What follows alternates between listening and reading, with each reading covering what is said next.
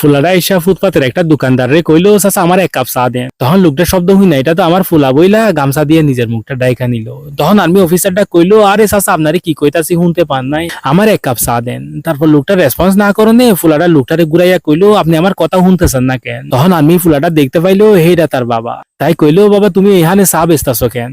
তখন বাবা কইলো আমি বাসার সোফাত বইসা বইসা মোবাইল দেখতাছিলাম। তখন হঠাৎ বৌমার রাইগা আইসা কইলো আপনি তো বাড়ির কোনো কামই করেন না, খালি বইসা বইসা খান আর মোবাইল দেখেন। আজ থেকে আপনি খাইটা খাবেন, রাস্তার পাশে আমি একটা চায়ের দোকান বসাইয়া দিছি আপনার লাইগা, আপনি এখন থেকে হেহানে চা বেচবেন। চলেন আপনি এখনই আমার লগে চলেন, আমি আপনারে হেহানে নিয়ে যাইতাছি বলে আমার এখানে আইনা বসাইয়া দিল। তখন ফুলা কইলো তুমি যে এখানে রাস্তার পাশে চা বেচতাছো আমার তো ফোনে কইতে পারতা।